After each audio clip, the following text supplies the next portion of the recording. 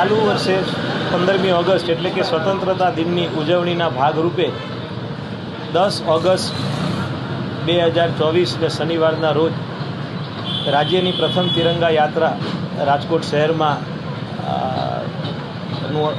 શહેરમાં થઈ રહી છે અને એના આયોજનના ભાગરૂપે આજે અહીંયા અમે લોકો સૌ એકત્રિત થયા છીએ.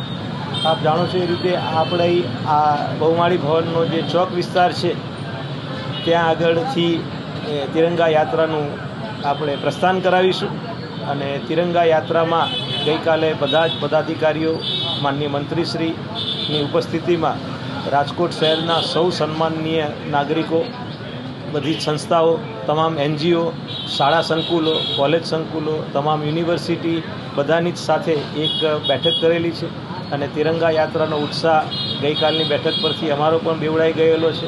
ખૂબ મોટી સંખ્યામાં તિરંગા યાત્રામાં લોકો જોડાવાના છે એટલે યોગ્ય આયોજન થાય એના માટે અત્યારથી રાજકોટ મહાનગરપાલિકાએ પ્રયત્ન કરેલો છે.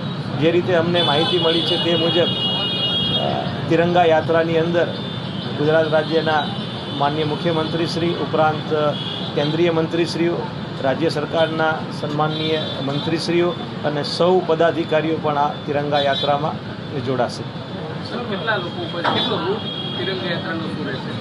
તિરંગા યાત્રાનો રૂટ આપણે બેઠા છીએ એ સ્થળથી ચાલુ થઈ અને ગાંધી સ્મૃતિ જ્યુબિલી ગાર્ડન પાસે ત્યાં આગળ એનો અંત થશે અને લગભગ 1.5 કિલોમીટર જેટલો યાત્રાનો રૂટ છે અને એનો હોલ્ડિંગ એરિયા જ લગભગ 1 કિલોમીટર જેટલો થાય છે. એટલે એ હોલ્ડિંગ એરિયાને ધ્યાને લઈએ તો લગભગ 2-2.5 કિલોમીટર જેટલો આપણો યાત્રાનો રૂટ થઈ જશે. યાત્રામાં વચ્ચે વચ્ચે વિવિધ સ્થળે આપણે એક ચેર સ્ટેશન દર 100-150 મીટરે આયોજન કરેલું છે.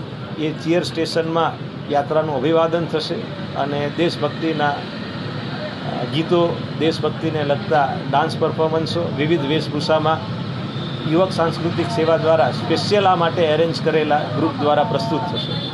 આ ઉપરાંત રાજ્ય સરકાર દ્વારા અને રાજ્ય સરકારના બીજા વિવિધ વિભાગો દ્વારા સ્વતંત્રતા પર્વની ઝાંખી કરાવવા માટે, દેશની આઝાદીના આટલા વર્ષો પછી દેશે કરેલા વિકાસની ઝાંખી કરાવવા માટેના ટેબ્લો પણ રાજ્ય સરકાર તરફથી આ યાત્રામાં ભાગ લેવા માટે મોકલવામાં આવનાર છે. તો એનો પણ યાત્રાની અંદર આપણે સમાવેશ કરીશું.